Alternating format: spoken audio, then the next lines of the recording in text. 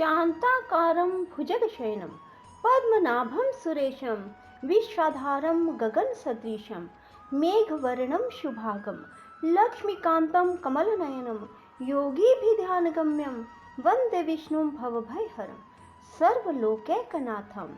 राधे राधे मेरे प्यारे भाइयों बहनों माताओं व बंधुओं, संस्कार की बातें चैनल में आपका स्वागत है। बंधुओं, आज चैत्र पूर्णिमा के दिन मैं आपको सुना रही हूँ श्री सत्यनारायण व्रत कथा और पूरण पूजा विधि। बंधुओं, जो मनुष्य भी पूर्णिमा के दिन सत्यनारायण व्रत करते हैं और सत्यनारायण व्रत कथा को सुनते हैं, भगवान श्री सत्यनारायण उनकी सभी मनोकामनाएं शीघ्र पूरी कर देते हैं। बंधुओं, जो मनुष्य व्रत नहीं भी करते, वे भी यदि सत्यनारायण व्रत कथा को सुन लेते हैं तो भगवान श्री हरि उनकी हर मनोकामना पूरी करते हैं। बंधुओं, पूर्ण विश्वास के साथ ही सत्यनारायण व्रत कथा को सुने। बंधुओं, यदि आपने YouTube चैनल संस्कार की बातें अब तक सब्सक्राइब नहीं किया तो जरूर करें और बेल आइकन दबाना ना भूलें, ताकि आपको हमारी आने वाली सभी वीडियोस की जानकारी सबसे पहले हो सके। बोलो सत्यनारायण भगवान की जय हो। बंधुओं, सत्यनारायण व्रत करने वाला मनुष्य पूर्णिमा के दिन सायंकाल के समय स्नान आदि से निवृत्त होकर पूजा स्थान पर आसन लगाकर बैठे और श्री गणेश, गौरी, वरुण, विष्णु आदि सभी देवताओं का ध्यान करके पूजन करें। संकल्प करें कि मैं श्री सत्यनारायण स्वामी का पूजन व कथा श्रवण सदैव करूंगा। पुष्प हाथ में लेकर श्री सत्यनारायण का ध्यान करें। यज्ञोपवीत पुष्प नैवेद्य आदि से युक्त होकर स्तुति करें। हे भगवान, मैंने श्रद्धा पूर्वक फल, जल आदि सब सामग्री आपके अर्पण की है, इसे स्वीकार कीजिए। मेरी विपदाओं से रक्षा कीजिए। मैं आपको बारंबार प्रणाम करता हूँ। इसके बाद श्री सत्यनारायण भगवान की कथा पढ़ें या फिर श्रवण करें। श्री सत्यनारायण भगवान की कथा आरंभ। पहला अध्याय। एक समय नैमिषारण्य ने तीर्थ में शौनक आदि 88,000 ऋषियों ने श्री सूत जी से पूछा, हे प्रभु, इस कलयुग में वेद विद्या रहित मनुष्यों को प्रभु भक्ति किस प्रकार मिलेगी? इसका उद्धार कैसे होगा? हे मुनिश्रेष्ठ, कोई ऐसा तप कहिए जिसमें थोड़े समय में पुण्य प्राप्त हो और मन वांछित फल भी मिले। वह कथा सुनने की हमारी प्रबल इच्छा है। सर्वशास्त्र ज्ञाता श्री सूत जी बोले, हे वैष्णवों में पूज्य, आप सब ने प्राणियों के हित की बात पूछी है। अब मैं उस श्रेष्ठ व्रत को आप लोगों से कहूँगा, जिस व्रत को नारद जी ने श्री लक्ष्मी नारायण भगवान से पूछा और श्री लक्ष्मीपति ने मुनि श्रेष्ठ नारद जी से कहा। यह कथा ध्यान से सुनो। एक समय योगी राज नारद जी दूसरों के हित की इच्छा से अनेक लोकों में घूमते हुए मृत्यु लोक में यहाँ पहुँचे। यहाँ अनेक योनियों में जन्मे हुए प्राय सभी मनुष्यों को अपने कर्मों द्वारा अनेकों दुखों से पीड़ित देखकर विचार करने लगे, किस यत्न के करने से निश्चय ही मानवों के दुखों का नाश हो सकता है। ऐसा मन में सोचकर भगवान नारद विष्णु लोक को गए। वहाँ श्वेत वर्ण और 4 भुजाओं वाले देवों के ईश नारायण का, जिनके हाथों में शंख, चक्र, गदा और पद्म थे, वरमाला पहने हुए थे, देखकर स्तुति करने लगे। हे भगवान, आप अत्यंत शक्ति से संपन्न हैं। मन वाणी भी आपको नहीं पा सकती। यदि आपका आदि मध्य अंत नहीं है, निर्गुण स्वरूप सृष्टि के कारण भक्तों के दुखों को नष्ट करने वाले हो, आपको नमस्कार है। नारद जी से इस प्रकार की स्तुति सुनकर विष्णु भगवान बोले, हे मुनि, आपके मन में क्या है? आपका किस काम के लिए आगमन हुआ? निसंकोच कहो।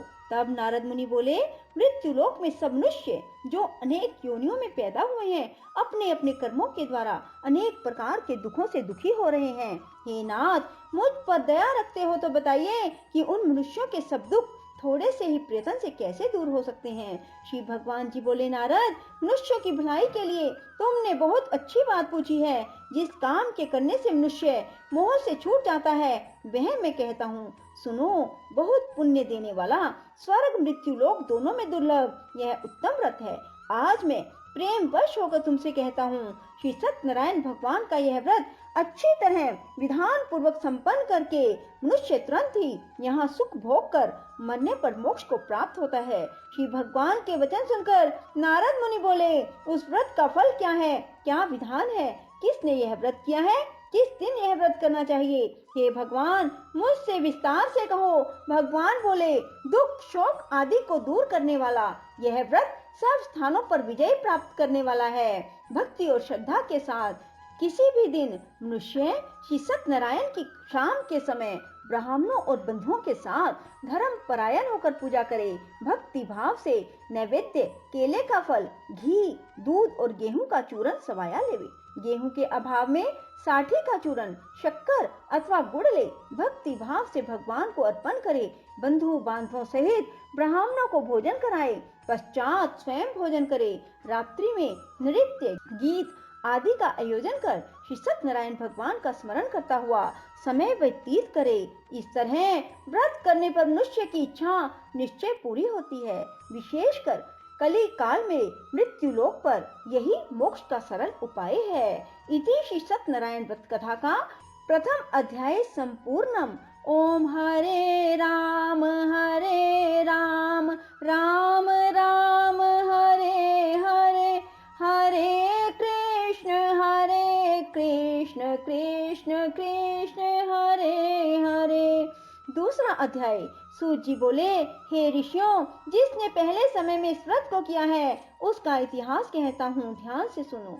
सुंदर काशीपुरी नगरी में एक अत्यंत निर्धन ब्राह्मण रहता था। वह भूख और प्यास से बेचैन हो पृथ्वी पर घूमता था। ब्राह्मणों से प्रेम करने वाले श्री भगवान ने ब्राह्मण को दुखी देखकर बूढ़े ब्राह्मण का रूप धारण कर उसके पास जा आदर के साथ पूछा, हे विप्र, तुम नित्य ही दुखी होकर पृथ्वी पर क्यों घूमते हो? हे श्रेष्ठ ब्राह्मण, यह सब मुझसे कहो, मैं सुनना चाहता हूँ। ब्राह्मण बोला, मैं निर्धन ब्राह्मण हूँ, भिक्षा के लिए पृथ्वी पर फिरता हूँ। हे भगवान, यदि आप इससे छुटकारे का उपाय जानते हो तो कृपा कर कहो। वृद्ध ब्राह्मण बोला, श्री सत्यनारायण भगवान मनवांछित फल देने वाले हैं, इसलिए हे ब्राह्मण, तू उनका पूजन कर, जिसके करने से मनुष्य सब दुखों से मुक्त होता है। ब्राह्मण को व्रत का सारा विधान बतलाकर बूढ़े ब्राह्मण का रूप धारण करने वाले श्री सत्यनारायण भगवान अंतर्ध्यान हो गए। जिस व्रत को वृद्ध ब्राह्मण ने बतलाया है मैं उसको करूंगा। यह निश्चय करने पर उस वृद्ध ब्राह्मण को रात में नींद नहीं आई। वह सवेरे उठकर श्री सत्यनारायण भगवान के व्रत का निश्चय कर भिक्षा के लिए चल दिया। उस दिन उसको भिक्षा में बहुत धन मिला, जिससे बंधु बांधवों के साथ उसने श्री सत्यनारायण का व्रत किया। उसके करने से वह विप्र सब दुखों से छूटकर अनेक प्रकार की संपत्तियों से युक्त हुआ। उस समय से वह विप्र हर मास व्रत करने लगा। इस तरह सत्यनारायण भगवान के व्रत को जो मनुष्य भी करेगा वह सब पापों से छूटकर मोक्ष को प्राप्त होगा। आगे जो पृथ्वी पर सत्यनारायण भगवान का व्रत करेगा वह मनुष्य सब दुखों से छूट जाएगा। इस तरह नारद जी से नारायण का कहा हुआ यह व्रत मैंने तुमसे कहा। हे विप्रो, अब मैं और क्या कहूँ? ऋषि बोले, हे मुनीश्वर, संसार में इस विप्र से सुनकर किस किसने इस व्रत को किया हम सब सुनना चाहते हैं। इसके लिए हमारे मन में श्रद्धा है। सूत जी बोले, हे मुनियों, जिसने इस व्रत को किया वह सब सुनो। एक समय यह वृद्ध ब्राह्मण धन और ऐश्वर्य के अनुसार बंधु बांधवों के साथ व्रत करने को तैयार हुआ। उसी समय एक लकड़ी बेचने वाला बूढ़ा आदमी आया और बाहर लकड़ियों को रखकर विप्र के मकान में गया। प्यास से दुखी लकड़हारा उनको व्रत करते देखकर विप्र को नमस्कार कर कहने लगा, आप यह किसका पूजन कर रहे हैं? इस व्रत को करने से क्या फल मिलता है? कृपा करके मुझे भी बताओ। ब्राह्मण ने कहा, सब मनोकामनाओं को पूरा करने वाला यह श्री सत्यनारायण भगवान का व्रत है। इनकी कृपा से मेरे यहाँ धन धान्य आदि की विधि हुई है। विप्र से इस व्रत के बारे में जानकर लकड़हारा बहुत प्रसन्न हुआ। भगवान का चरणामृत ले भोजन करने के बाद अपने घर को गया। लकड़हारे ने अपने मन में इस प्रकार संकल्प किया कि आज ग्राम में लकड़ियां बेचने से जो भी धन मिलेगा उसी से मैं श्री सत्यनारायण देव का उत्तम व्रत करूंगा। यह मन में विचार कर वह बूढ़ा आदमी लकड़ियां अपने सिर पर रखकर जिस नगर में धनवान लोग रहते थे ऐसे सुंदर नगर में गया। उस रोज वहां उसे उन लकड़ियों का दाम पहले दिनों से चौगुना मिला।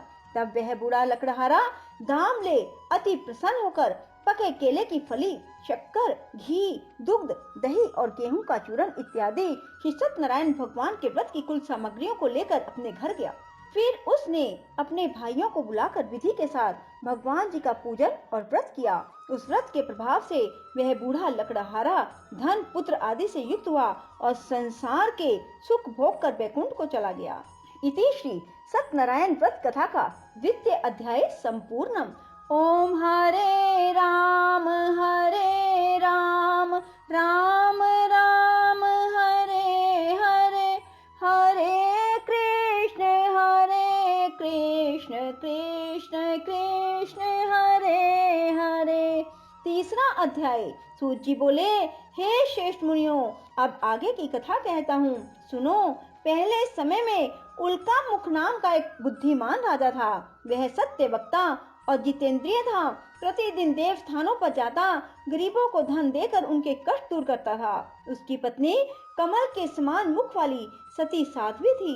भद्रशिला नदी के तट पर उन दोनों ने श्री सत्यनारायण भगवान का व्रत किया। उस समय वहाँ एक साधु वैश्य आया।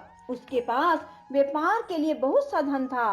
वह नाव को किनारे पर ठहराकर राजा के पास आया। राजा को व्रत करते देखकर विनय के साथ पूछने लगा, हे राजन, भक्ति युक्त चित्त से यह आप क्या कर रहे हैं? मेरी सुनने की इच्छा है, तो आप मुझे बताइए। राजा बोला, हे साधु, अपने बांधवों के साथ पुत्र आदि की प्राप्ति के लिए एक महाशक्तिमान सत्यनारायण भगवान का व्रत व पूजन किया जा रहा है। राजा के वचन सुनकर साधु आदर से बोला, हे राजन, मुझसे इसका सब विधान कहो। मैं भी आपके कथन अनुसार इस व्रत को करूंगा। मेरे भी कोई संतान नहीं है, इससे निश्चय ही होगी। राजा से सब विधान सुन व्यापार से निवृत्त हो वह आनंद के साथ घर गया। साधु ने अपनी पत्नी से संतान देने वाले उस व्रत का समाचार सुनाया और कहा, जब मेरे संतान होगी तब मैं इस व्रत को करूंगा। साधु ने ऐसे वचन अपनी पत्नी लीलावती से कहे। एक दिन उसकी पत्नी लीलावती पति के साथ आनंदित हो संसारिक धर्म में प्रवृत्त होकर श्री सत्यनारायण भगवान की कृपा से गर्भवती हो गई। 10वें महीने में उसके एक सुंदर कन्या का जन्म हुआ। दिनों दिन वह इस तरह बढ़ने लगी जैसे शुक्ल पक्ष का चंद्रमा बढ़ता है। कन्या का नाम कलावती रखा गया। तब लीलावती ने मीठे वचनों में अपने पति से कहा, जो आपने संकल्प किया था, भगवान का व्रत करूंगा, अब आप उसे करिए। साधु बोला, प्रिय, कन्या के विवाह पर करूंगा। इस प्रकार अपनी पत्नी को आश्वासन दे वह नगर को गया। कलावती पितृगृह में वृद्धि को प्राप्त हो गई। साधु ने जब नगर में सखियों के साथ अपनी पुत्री को देखा तो तुरंत ही दूत को बुलाकर कहा, पुत्री के वास्ते कोई सुयोग्य वर देख कर लाओ। साधु की आज्ञा पाकर दूत कंचन नगर पहुंचा और वहां पर खोजकर देखभाल करके लड़की के लिए सुयोग्य वनित पुत्र को ले आया। उस सुयोग्य लड़के को देखकर साधु ने अपने बंधु बांधवों सहित प्रसन्नचित्त हो अपनी पुत्री का विवाह उसके साथ कर दिया। किंतु दुर्भाग्य से विवाह के समय भी उस व्रत को करना भूल गया। तब श्री भगवान क्रोधित हो गए और शाप दिया कि तुम्हें दारुण दुख प्राप्त होगा।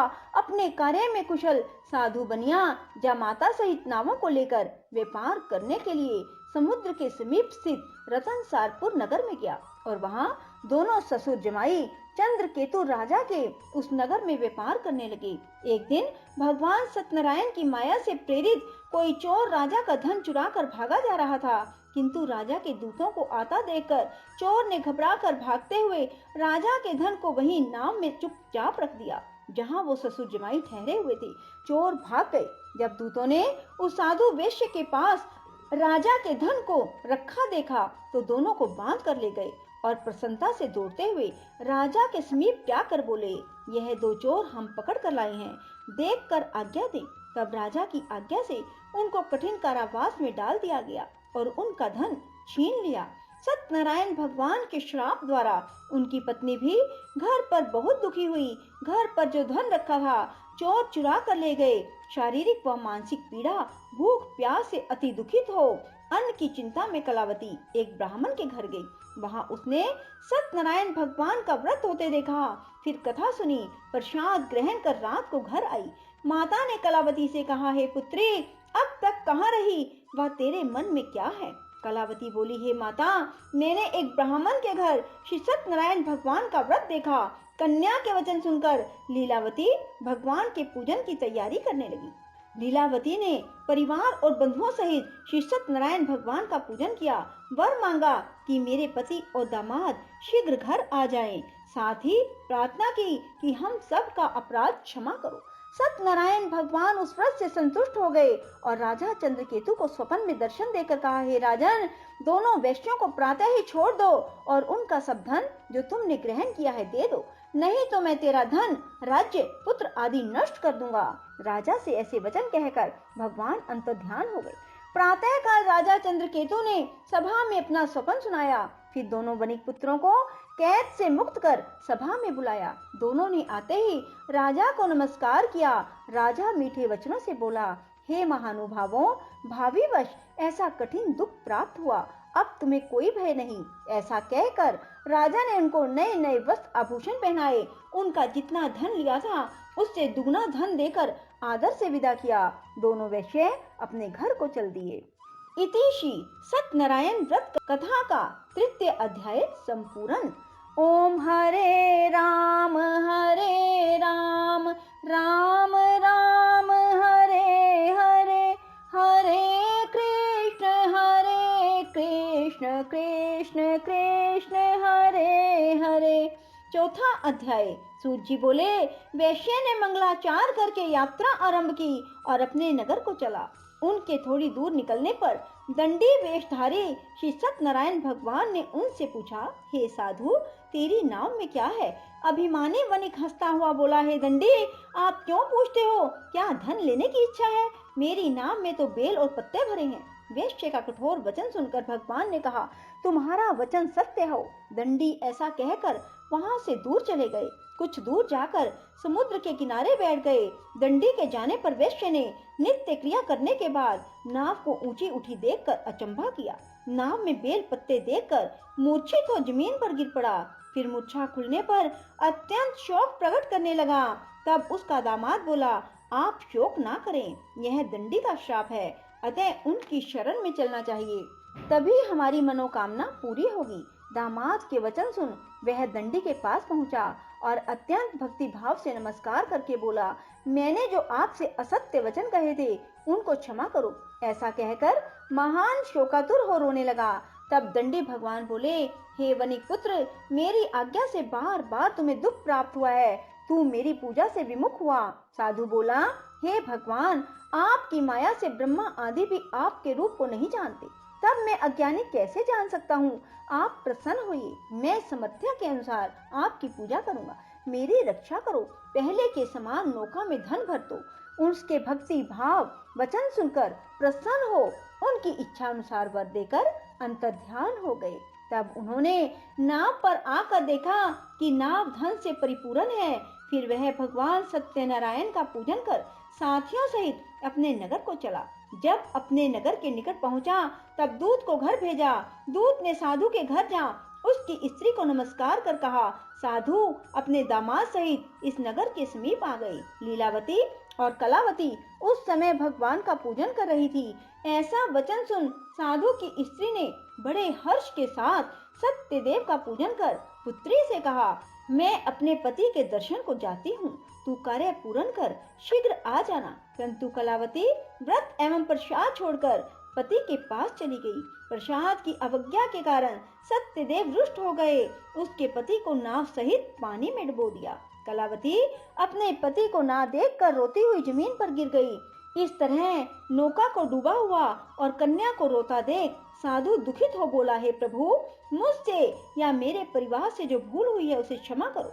उसके दीन वचन सुनकर सत्यदेव प्रसन्न हो गए और आकाशवाणी हुई, हे साधु, तेरी कन्या मेरे प्रसाद को छोड़कर आई है, इसलिए इसका पति अदृश्य हुआ है।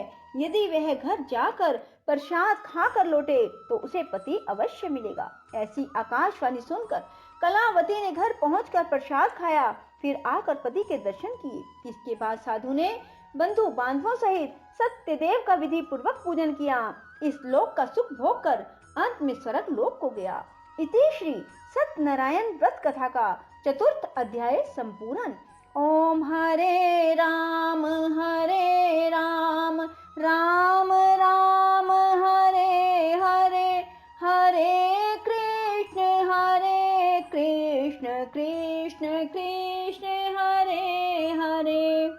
पांचवा अध्याय। सूत जी बोले, हे ऋषियों, मैं और भी कथा सुनाता हूँ, सुनो। प्रजा पालन में लीन तुंगध्वज नाम का एक राजा था। उसने भी भगवान का प्रसाद त्याग कर बहुत दुख पाया। एक समय वन में जाकर वन्य पशुओं को मारकर बड़ के वृक्ष के नीचे आया। वहां उसने ग्वालों को भक्ति भाव से बांधवों सहित श्री सत्यनारायण का पूजन करते देखा। राजा देखकर भी अभिमानवश वहां नहीं गया, ना नमस्कार किया। जब ग्वालों ने भगवान का प्रसाद उसके सामने रखा तो वह प्रसाद त्याग कर अपनी नगरी को चला गया। वहां उसने अपना सब कुछ नष्ट पाया तो जान गया कि यह सब भगवान ने किया है। तब वह विश्वास कर ग्वालों के पास दोबारा गया और विधि पूर्वक पूजन कर प्रसाद खाया। सत्यनारायण देव की कृपा से सब कुछ पहले जैसा हो गया। फिर दीर्घकाल तक सुख भोग कर मरने पर स्वर्ग लोक को गया। जो मनुष्य इस परम दुर्लभ व्रत को करेगा या कथा को सुनेगा, भगवान की कृपा से उसे धन धान्य की प्राप्ति होगी। निर्धन धनी बंदी बंधन से मुक्त होकर निर्भय हो जाता है। संतानहीनों को संतान की प्राप्ति होती है और सभी मनोरथ पूर्ण होकर अंत में वैकुंठ धाम को जाता है। जिन्होंने पहले इस व्रत को किया, अब उनके दूसरे जन्म की कथा सुनो। वृद्ध शतानंद ब्राह्मण ने सुदामा का जन्म लेकर मोक्ष पाया। उल्कामुख नाम का राजा दशरथ होकर वैकुंठ को प्राप्त हुआ। साधु नाम के वैश्य ने मोर ध्वज बनकर अपने पुत्र को आरे से चीरकर मोक्ष को प्राप्त किया। महाराज तुंगध्वज ने स्वयं भू होकर भगवान में भक्ति युक्त कर्म कर मोक्ष को प्राप्त किया। इति श्री सत्यनारायण व्रत कथा का पंचम अध्याय संपूर्णम। ओम हरे राम राम राम हरे हरे, हरे कृष्ण कृष्ण कृष्ण हरे हरे। ओम हरे राम राम राम हरे हरे, हरे कृष्ण कृष्ण कृष्ण हरे हरे। ओम हरे राम